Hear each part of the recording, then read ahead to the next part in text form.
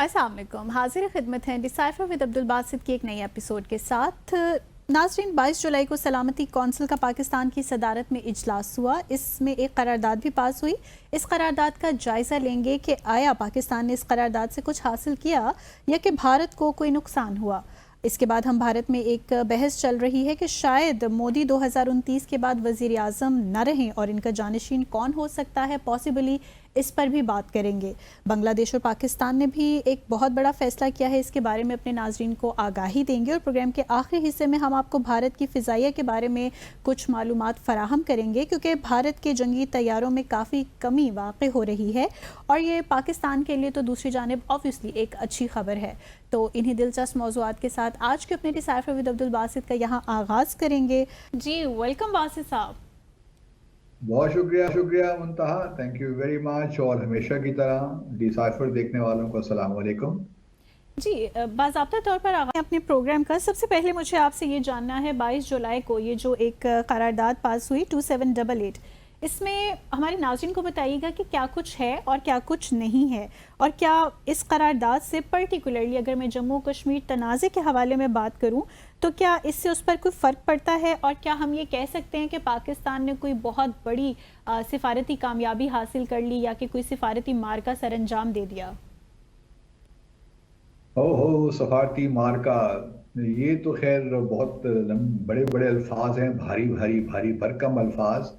लेकिन ये ज़रूर है कि हमारे field marshal Asim Munir China का भी दौरा उन्होंने किया है। उस पर भी बात करने को बहुत दिल चाहता है, क्योंकि पाकिस्तान चाइना के ताल्लुकात जिस जाने जा रहे हैं वो हम सब के लिए इत्मीनान बख्श हैं और खुशी का बाइस भी हैं। लेकिन चलिए, अगर मौका मिला तो कल उस विजिट पे कुछ गुफ्तगू करेंगे। जी जी थोड़ी श्योर। मैं कोशिश कर रहा हूँ कुछ मालूमात लेने की। लेकिन आज बात करते हैं जो इजलास हुआ जिसका आपने जिक्र किया 22 जुलाई को, और उस इजलास के नतीजे में एक करारदाद पास हुई 2788।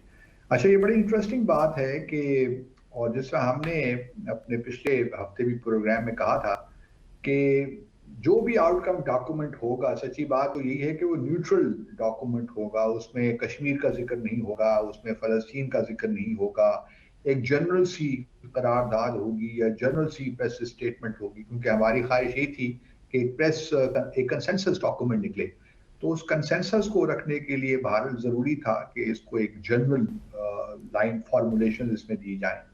लेकिन एक बात बड़ी दिलचस्प है जो नाज़रीन के साथ शेयर की जानी चाहिए, वो ये कि 1998 में अगर याद हो तो पाकिस्तान ने पहले, भारत ने और फिर पाकिस्तान ने मई के महीने में न्यूक्लियर टेस्ट किए थे, और उसके बाद फिर ये मामला सलामती काउंसिल में चला गया था। फिर 6 जून को 1998 में एक करारदाद पास हुई थी 1172। अच्छा, उस करारदाद में एक पैराग्राफ में इस बात को अंडरस्कोर किया गया था कि पाकिस्तान और भारत जो हैं अपने मामलात को हल करें, और ख़ास तौर पे कश्मीर डिस्प्यूट को।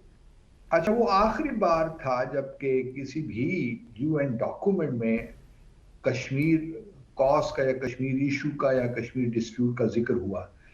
अच्छा, उसके बाद से अब हमें Bharat United nation security council का कोई डॉक्यूमेंट नहीं मिलता। फॉर दैट मैटर यूएनजीए में भी उनकी जनरल असेंबली के जो सेशन होते हैं उसमें भी कोई डॉक्यूमेंट नहीं मिलता जिसमें बाकायदा जम्मू और कश्मीर डिस्प्यूट का जिक्र हो। अच्छा, बहुत से लोगों की ये ख्वाहिश थी और शायद कुछ लोगों की तवक्कुआत भी हो कि भाई ये पाकिस्तान को बड़े अरसे के बाद यूनाइटेड नेशन सिक्योरिटी काउंसिल की नॉन परमानेंट मेंबरशिप मिली है 2 साल के लिए, और पाकिस्तान जुलाई में प्रेसिडेंट भी है। तो हम तो बहुत तवक्को रख रहे थे कि शायद, या कुछ लोग जो शायद प्रोसीजर्स नहीं जानते या उनको ज़्यादा आगाही नहीं है यूनाइटेड नेशंस के सिस्टम के, तो उनकी तवक्कुआत थी कि ये बड़ी भरपूर तरीके से और बड़ी ज़बरदस्त, बड़ी स्ट्रॉन्ग एक रेजोल्यूशन शायद आ जाए और हमारी बड़ी कामयाबी हो जाए। लेकिन मैं देखता हूँ कि भारत की एक कामयाबी तो है कि 1998 के बाद अभी भी अगर यूनाइटेड नेशन सिक्योरिटी काउंसिल की करारदाद आई है तो उसमें, और पाकिस्तान की सदारत में आई है, तो जम्मू और कश्मीर का जिक्र नहीं है। जी तो ये, और फिर फलस्तीन का भी जिक्र नहीं है। चलिए, इस हवाले से तो बात समझ में आती है, क्योंकि एक जनरल रेजोल्यूशन थी। लेकिन पाकिस्तान की ज़रूर ये कामयाबी है कि जहाँ जो हमने एक जो यूटिलाइज किया एक फ्रेमवर्क जो कि यूनाइटेड नेशन सिक्योरिटी काउंसिल के अंदर मौजूद है, उसको हमने इस्तेमाल किया कि जी international peace and security through multilateralism and peaceful settlement of disputes. अब जो दुनिया भर में थोड़े बहुत डिस्प्यूट्स हैं उसमें कश्मीर और फलस्तीन सर फहरिस्त ही हैं। बिल्कुल। दुनिया जानती है कि हमारा इशारा किस तरफ है और हम क्या चाहते हैं। और चूंकि प्रेसिडेंट ट्रम्प ने मीडिएशन की बात भी की हुई है कश्मीर के इशू पे, तो लामहला जो है तवज्जो उसी तरफ जाती है कि यही दो डिस्प्यूट्स हैं और इनका सेटल होना बड़ा ज़रूरी है ताकि वेस्ट एशिया में और जनूबी एशिया में अमन आ सके। अच्छा, कामयाबी का दूसरा मेयार ये भी हो सकता है कि क्योंकि ओपन डिबेट था ना, सिर्फ यूनाइटेड नेशन सिक्योरिटी काउंसिल के जो मेंबर्स हैं 15 उनके लिए नहीं था। इसमें कोई भी आकर कोई भी मेंबर स्टेट आकर अपनी बात कर सकता था। तो हमारे गो के करारदाद में तो ये चीज़ें नहीं हैं कश्मीर या वगैरह, लेकिन हमारे वजीर खारजा ने अपनी तकरीर में ज़रूर जम्मू और कश्मीर डिस्प्यूट का जिक्र किया, फलस्तीन का भी जिक्र किया। और फिर उसके जवाब में हमने भारत के जो रिप्रेजेंटेटिव हैं उन्होंने भी अपनी तकरीर की, पाकिस्तान को रिबट किया और वही उन्होंने जो उनका नैरेटिव है दोहराया, पहलगाम के वाक़े के हवाले से भी, दहशतगर्दी के हवाले से भी, और यही पाकिस्तान को इनडायरेक्टली बल्कि पाकिस्तान का नाम लेकर कहा कि पाकिस्तान को ये उसे क्रीडेंशियल्स ही नहीं है डेमोक्रेटिक, वो तो जो है कि वो इस किस्म की बातें करें जो इसहाक डार साहब ने की।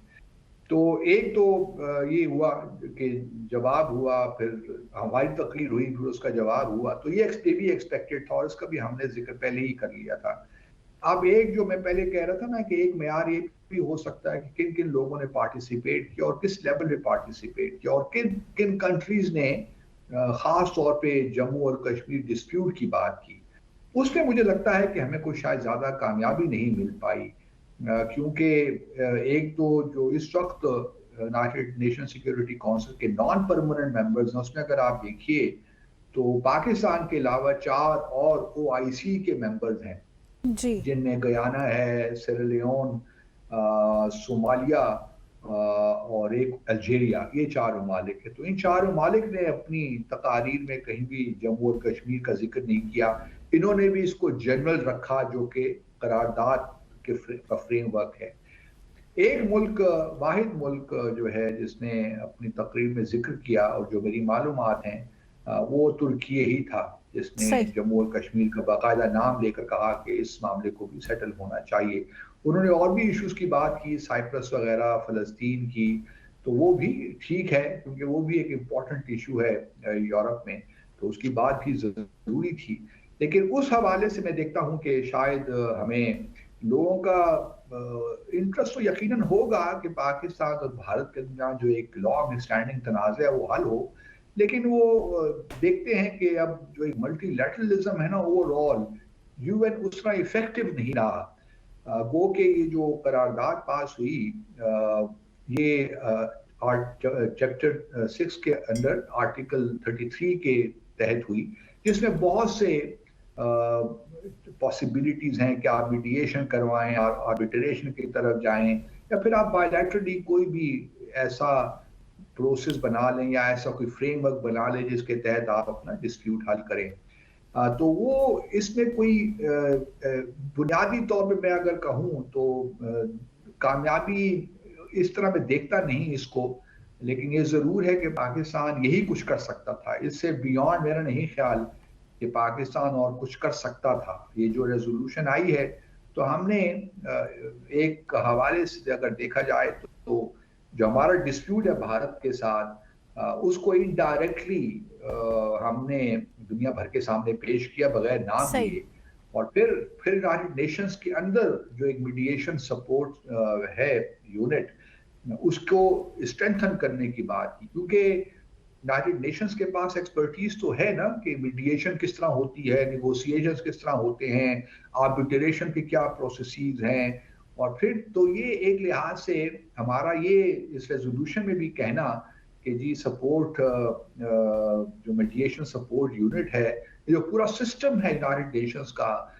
डिस्प्यूट सेटलमेंट का, उसको हमें स्ट्रेंथन करना चाहिए। तो ये खुशाइन बात है कि हमने इस तरफ दुनिया की तवज्जो दिलाई कि बहुत सी चीज़ें ऐसी हैं कि जो बायलैटरली नहीं हो सकती, लेकिन और यूएन के जो सिस्टम जो हमारे पास अवेलेबल हैं, इंस्ट्रूमेंट्स, टूल्स, उनका हमें फ़ायदा उठाना चाहिए ताकि हम इंटरनेशनल पीस की जानिब जाएं। तो जी। एक अच्छी काविश थी, लेकिन भारत ने भी इसको इस्तेमाल किया कि पाकिस्तान पे वही इल्ज़ाम तराशियाँ करे।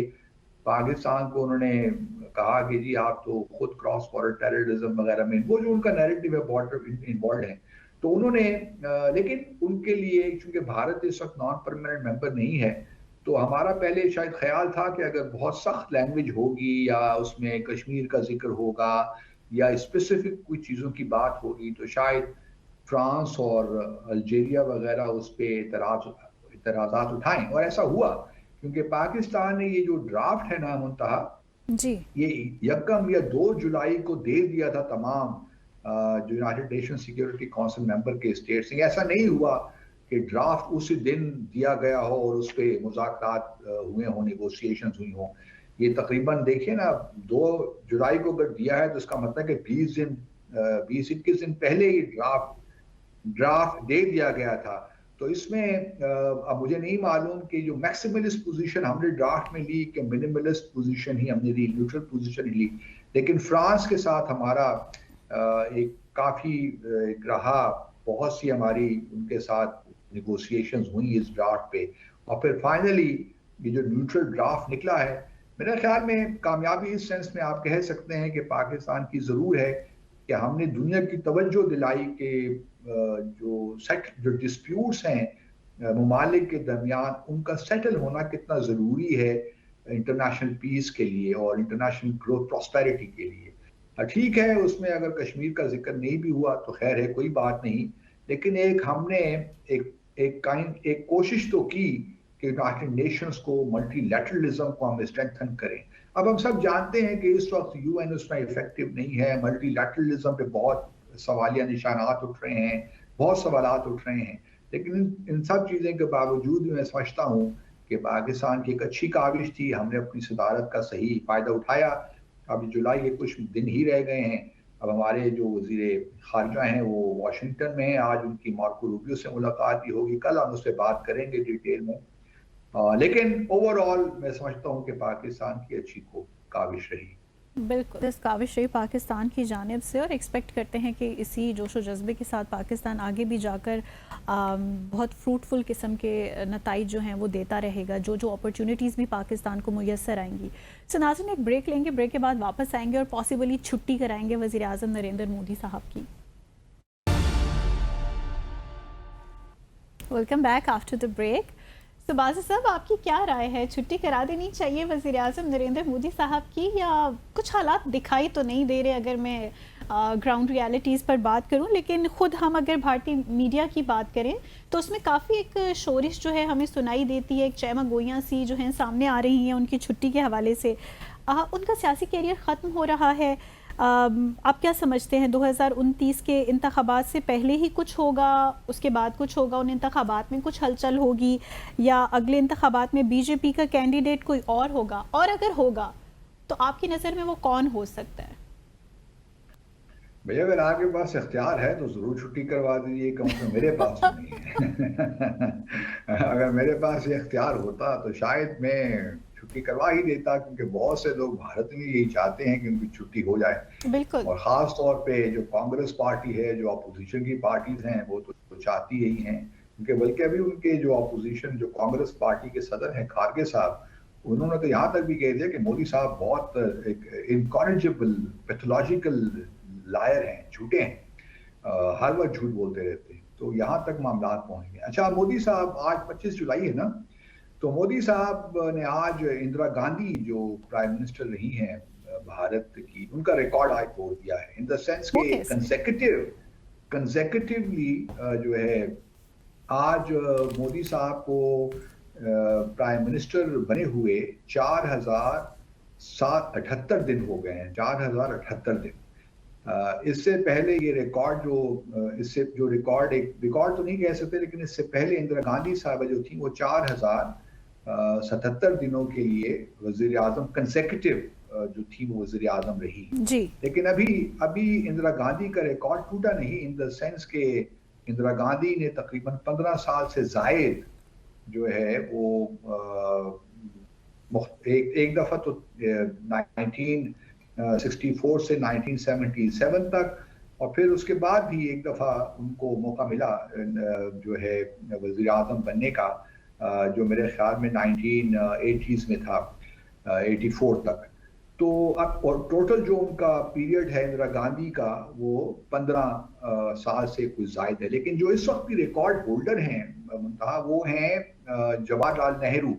जी। उन्होंने तकरीबन जो एक कंसेक्यूटिव हुकूमत की है वो 16 साल से जायद कुछ जायद है, क्योंकि वो 1948 से 1964 तक भारत के वजीर आजम रहे हैं। तो अभी देखना ये है कि मोदी साहब क्या, पहले तो ये है, पहला जो आपका सवाल था कि भाई क्या वो भारत के जो इंतखाबात होने जा रहे हैं 2029 तक उस तक रहेंगे वजीर आजम, या फिर अगर नहीं रहते तो फिर अगला बीजेपी का कैंडिडेट क्या हो, कौन होगा।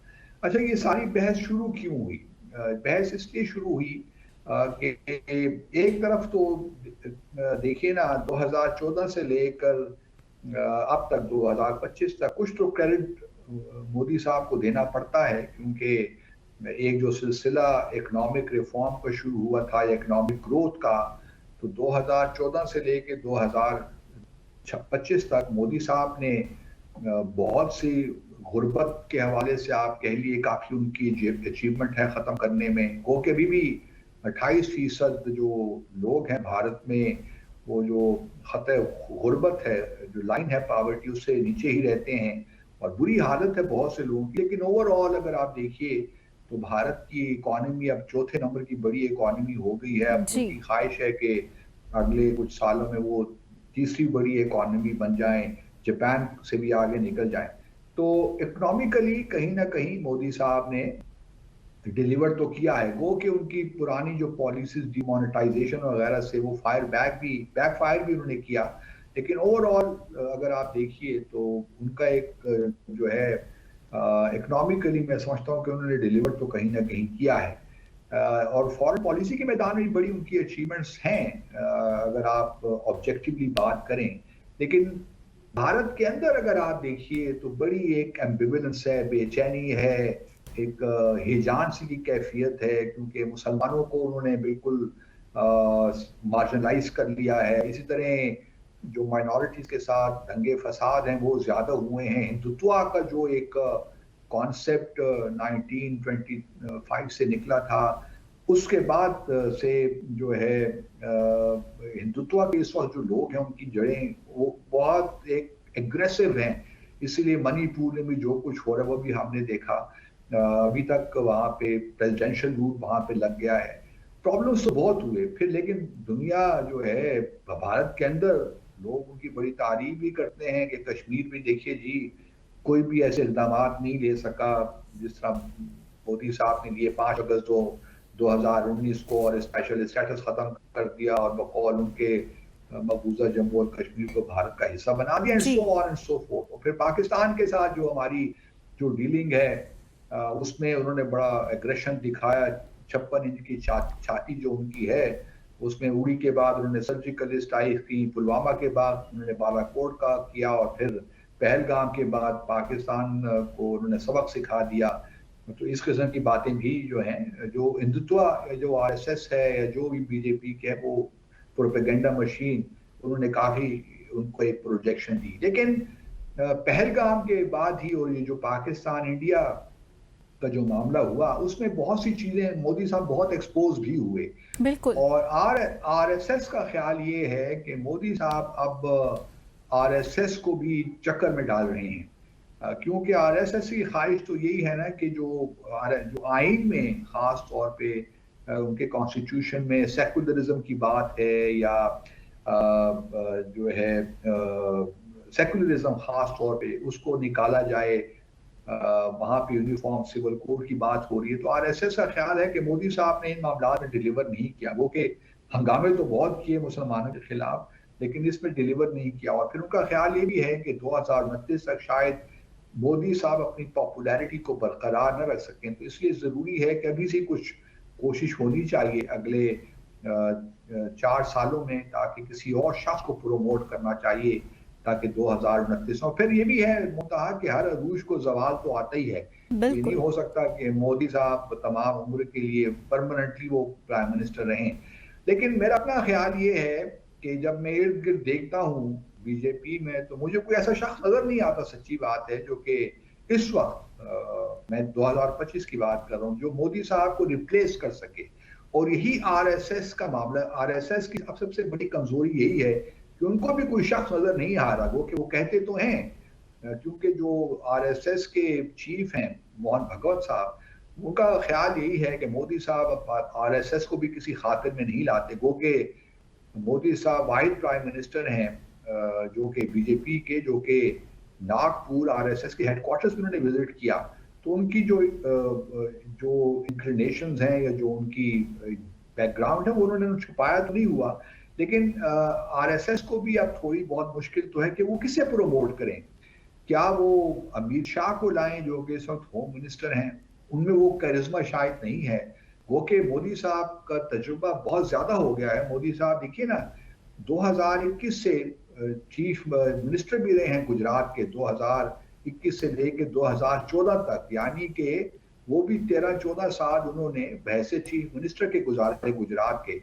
और उसके बाद जो है प्राइम मिनिस्टर, अब उनको तकरीबन 11 साल तो हो ही गए हैं। जी। तो अमित शाह का शायद वो तजुर्बा भी नहीं है। गो कि वो पहले बीजेपी के प्रेसिडेंट भी रहे हैं, उसके बाद अब उनको होम मिनिस्टर बना दिया गया है। दूसरे शख्स जो हैं, नितिन गडकरी का बड़ा नाम लिया जा रहा है, क्योंकि वो ट्रांसपोर्ट वगैरह के मिनिस्टर हैं और उन्होंने बड़ा डिलीवर भी किया है। तो उनका ख्याल ये है कि शायद ये मोदी की जगह ले सकें। लेकिन लोगों का उसके बारे में भी कुछ अच्छी राय नहीं है कि मोदी साहब अगर गडकरी वगैरह को या अमित शाह को वो लेकर आए, तो शायद बीजेपी उस तरह जो है परफॉर्म ना कर सके 2029 के इलेक्शंस में। दूसरी जानिब एक और नाम भी आता है, और बड़ा उस पर, खैर मैं तो कन्विंस नहीं हूं कि वो हो सकते हैं, योगी आदित्यनाथ, जो कि उत्तर प्रदेश के चीफ मिनिस्टर हैं। वो बहुत ही रिलीजियस फिगर हैं, क्योंकि उनका हिंदू वो स्वामी टाइप चीज है, तो इस वजह से उनका तो मुझे नहीं लगता कि पॉसिबल है। लेकिन लोग उनके बारे में बात कर रहे हैं। मेरे अपने ख्याल में अगर आप ओवरऑल देखिए, तो ऐसा मुझे महसूस नहीं होता। गो कि अगर ओवरऑल देखिए 2014 में बीजेपी के पास मेरे ख्याल में 2270 सीटें थी, 542-43 का जो उनका हाउस है लोकसभा का। 2019 में ग्राफ बहुत ऊपर गया बीजेपी का मोदी साहब के होते हुए, जी। और उन्होंने लोकसभा में 303 सीटें जीती। लेकिन फिर जो इंतखाबात हुए इस साल, उसमें अगर आप देखिए तो जो बीजेपी का ग्राफ है वो नीचे आया, और उन्होंने 200 मेरे ख्याल में 60 सीटें ली हैं, 250 या 240 सीटें जीती हैं। तो बीजेपी का जो पॉपुलर ग्राफ है वो तो अब नीचे आ रहा है, लेकिन मोदी साहब के अलावा इनके पास कोई और फिगर नहीं है।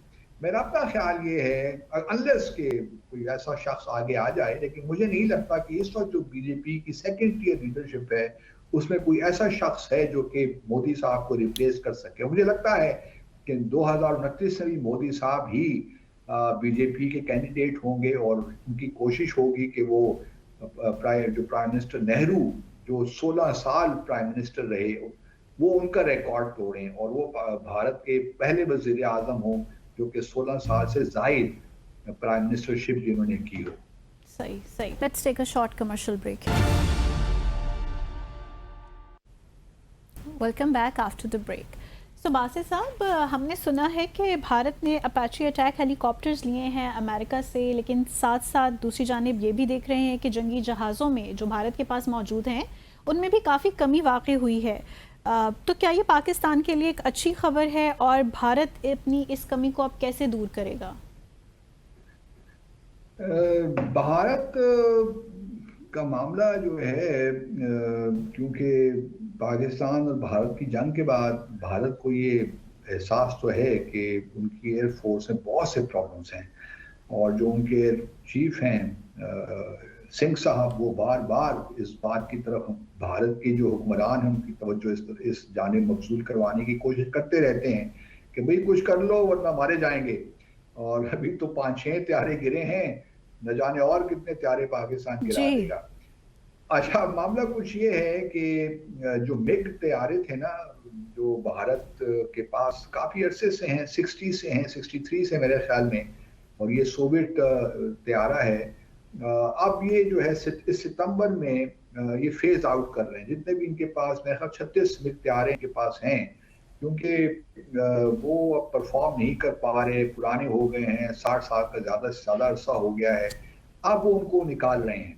अब जो है, और उनके निकालने से ये होगा कि पहले तो ये है कि जो भारत की एयरफोर्स है उसके जंगी हथियारों की तादाद 29 स्क्वाड्रन तक हो जाएगी, जिसका मतलब ये हुआ कि उनके पास जो हथियारों की तादाद होगी वो तकरीबन आप कह सकती हैं कि 500 कुछ हथियारे होंगे। अब ये कमी जो है, पाकिस्तान के पास जो है तकरीबन आप कह लीजिए 24-25 स्क्वाड्रन हैं, तो अब कोई फर्क बहुत ज्यादा नहीं रह गया 29 और 24-25 में। लेकिन ओवरऑल अगर आप देखिए तो मिग जो है त्यारे ने काफी अच्छा परफॉर्म किया, लेकिन पिछले 60 सालों में तकरीबन इसके क्रैशेस ही बहुत हुए। मुंतहा जी। 170 पायलट्स जो है वो इसमें मारे गए इन क्रैशेस में, और ये काफी एक और 40 सिविलियन भी हलाक हुए जब से मिग त्यारों की वजह से। तो आप देख सकती हैं कि बल्कि इसको भारत के अंदर ही कहते हैं फ्लाइट कॉफिन। तो ये भी एक है कि ये इतना मतलब रिलायबल नहीं है, हालांकि इसने परफॉर्म बहुत अच्छा किया है बहुत से जो है वॉर्स में, लेकिन ओवरऑल इसकी परफॉर्मेंस के बारे में क्वेश्चंस रेज होते रहे हैं। और ये भी है कि जो इसको अब फेज आउट कर रहे हैं सितंबर में। अब इसके बदले क्या लेंगे उसके बारे में भी हम पहले गुफ्तगू कर चुके हैं।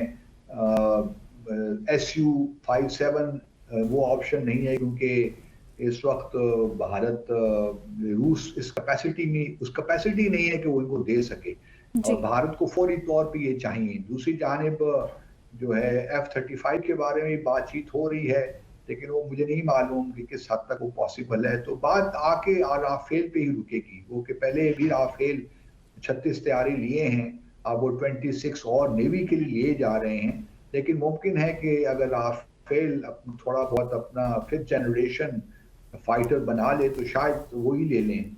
लेकिन अभी उस पर कुछ हतमी तौर पे कुछ कहना बहुत मुश्किल है, क्योंकि भारत के पास जो इस वक्त उसकी रिक्वायरमेंट्स हैं वो बहुत ज़्यादा हैं।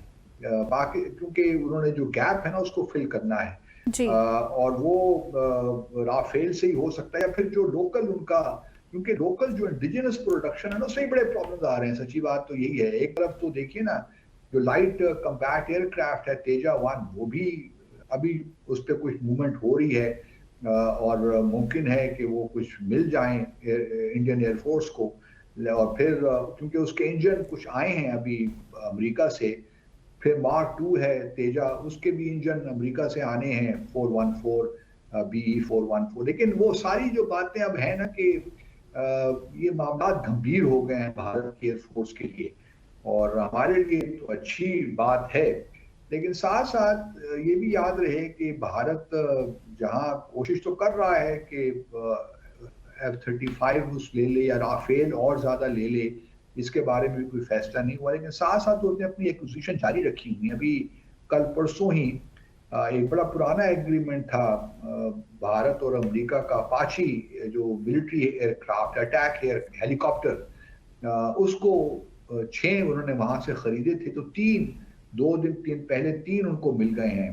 और ये तीनों हेलीकॉप्टर जो है अपाची हेलीकॉप्टर है, बड़ा जबरदस्त हेलीकॉप्टर है, वो कि पाकिस्तान के पास नहीं। हमारे पास और दूसरे अमेरिकी हेलीकॉप्टर्स हैं, अटैक हेलीकॉप्टर्स, लेकिन ये हमारे पास नहीं है। और तो ये इनको मिल गए हैं, और अभी तीन और मिलने बाकी हैं। जी। अब देखते ये हैं कि वो कब मिलते हैं, क्या होता है। और ये पहले स्प्रीन के पास थे, ये नहीं कि पहली दफ़ा मिले। 1984 में 1984 से ये इस्तेमाल कर रहे हैं, लेकिन अब इनको एडवांस्ड वर्जन मिल गया है। तो एक जो मॉडर्न हेलीकॉप्टर है, तो उसको वो हमारे बॉर्डर पे ही डिप्लॉय करेंगे, या चीन के ये मतलब ऑब्वियसली हमारे साथ ताल्लुकात की जो नौयत है वो हम जानते हैं, तो बिल्कुल। हमारे खिलाफ ही उनका इस्तेमाल होगा। तो ये है कि भारत की इस वक्त सूरत हाल इतनी अच्छी नहीं है। ये भी बताते चले अपने नाज़रीन की दिलचस्पी के लिए कि अब तक अमेरिका ने तकरीबन 2700 अपाची जो अटैक हेलीकॉप्टर्स हैं दुनिया भर को बेचे हैं। तो इससे आप इसकी अफादियत और इफेक्टिवनेस का अंदाज़ा लगा सकते हैं। उसमें मिस्र है, इंडोनेशिया है, इसराइल है, जापान है, कोरिया है, कुवैत है, नीदरलैंड्स है, कतर, सऊदी अरेबिया, यूएई और यूके। लेकिन पाकिस्तान और ये महंगा हेलीकॉप्टर है, लेकिन अभी हमने नहीं लिया। आज हमारे वजीर खारजा की मुलाकात मार्को रूबियो से हो रही है, तो शायद इन मामला पे ही बात हो, मिलिट्री जो एक्विजिशन है उससे ही बात हो, उससे भी इंशाल्लाह हम कल बात करेंगे। लेकिन भारत को यकीनन एक बहुत बड़ा जो है एक गैप है उनके एयरफोर्स में, और वो मुझे नहीं लगता कि अगले 2 साल में वो कहीं उसको फुलफिल कर सकते हैं। और ये अब देखने वाली बात यह है कि अगर मजीद राफेल लेते हैं 26 राफेल के अलावा, क्या वो राफेल लेते हैं या F-35 लेते हैं, मुकाबला इन दोनों तैयारों के दरमियान है। क्योंकि जो इंडिजिनस प्रोडक्शन है, चाहे वो लाइट कम्बैट एयरक्राफ्ट की हो या advance medium multi role aircraft की हो, वो वैसी बातें ही हैं कि हम पिछले 20 साल से सुन रहे हैं कि ये होने जा रहा है।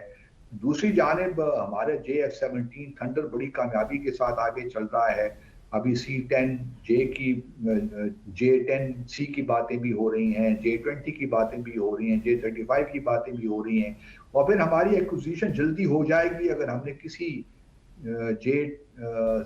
J20 या J35 का जिसका भी हमने इंतखाब किया, तो हमारे लिए वो डिलेज नहीं होंगे जो भारत जी। को इस वक्त सामना है। तो हमारे लिए खुशाइन बात है। दूसरी बात मैं ये करता चलूँ, बांग्लादेश का भी आपने अपने इब्तिदाई में जिक्र किया था। हमारे पास चूंकि वक्त कम है, तो मैं फौरी तौर पे बताता चलूँ कि मोहसिन नकवी जो हमारे इंटीरियर मिनिस्टर हैं, उन्होंने कल दौरा किया, बांग्लादेश में वो थे। और खुशखबरी ये है कि बांग्लादेश और पाकिस्तान ने जो वीज़ा एबॉलिशन एग्रीमेंट है, जो सफारती और सरकारी पासपोर्ट हैं, उन पे बगैर वीज़े के लोग अब जा सकते हैं। लेकिन आप कहेंगे कि इससे क्या फ़ायदा हुआ जी?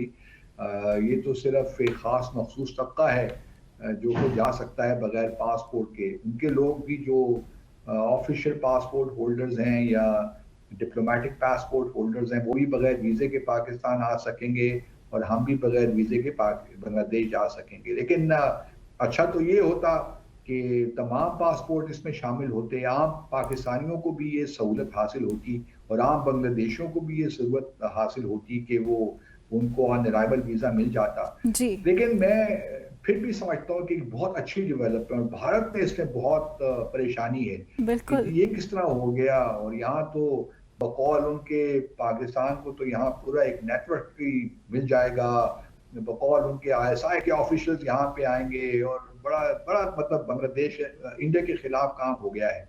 लेकिन मेरी उम्मीद ये है कि आने वाले सालों में जब इंतखाबात उम्मीद है हो जाएंगे अगले साल अप्रैल में, और एक अच्छी हुकूमत आएगी बांग्लादेश में, लोग सही फैसला जो करके एक अच्छी हुकूमत को लाएंगे, तो ये जो बिल्कुल आम पाकिस्तानियों के लिए भी और आम बांग्लादेशियों को भी वीज़ा के बगैर या ऑन अराइवल वीज़ा पर ट्रैवल करने की इजाज़त हो जाएगी। क्योंकि हम चाहते हैं कि वही वही वही जो है दौर दोबारा आ जाए जो 1971 से पहले का था। हम एक दूसरे को फ्रीली विजिट करें, पीपल टू पीपल कॉन्टैक्ट्स बने हर मामले में। और फिर बांग्लादेश में तो मेरा ख्याल जो मैंने देखा और सुना, वो तो काफ़ी हमें क्रिकेट में तो काफ़ी मार दी है इस दफ़ा। जी। बड़ी बुरी हालत की है पाकिस्तान की। तो बहरहाल ये भी हमें खुशी है, चलिए कोई बात नहीं। लेकिन ये है कि आम लोगों के लिए फैसिलिटी मेरे ख्याल में होनी चाहिए। लेकिन मैं इस पर उम्मीद हूँ कि ये आहिस्ता आहिस्ता एक प्रोसेस अब चल पड़ा है, तो इसके अब अच्छे नताइज निकलने की उम्मीद बिल्कुल करनी बिल्कुल चाहिए। और अब मैं ये भी उम्मीद करता हूँ कि अब मोहसिन नकवी साहब इंटीरियर मिनिस्टर के विजिट के बाद हमारे फॉरेन मिनिस्टर भी जब वापस आएंगे तो एक नई डेट्स आएँ ताकि ये जो पेंडिंग विजिट है वो भी हो जाए, और जितना जल्द हो जाए उतना अच्छा है ताकि चीज़ों को मजीद मोमेंटम हम दे सकें। Thank you. सही सही। सो नाज़रीन, आज के हमारे प्रोग्राम कहाँ ख़त्म हो गया है। कल फिर से आपकी खिदमत में हाजिर होंगे मज़ीद दिलचस्प मौज़ूआत के साथ। मुंतहा हसन को डिसाइफर विद अब्दुल बासित से इजाज़त दीजिएगा। खुदा हाफिज़।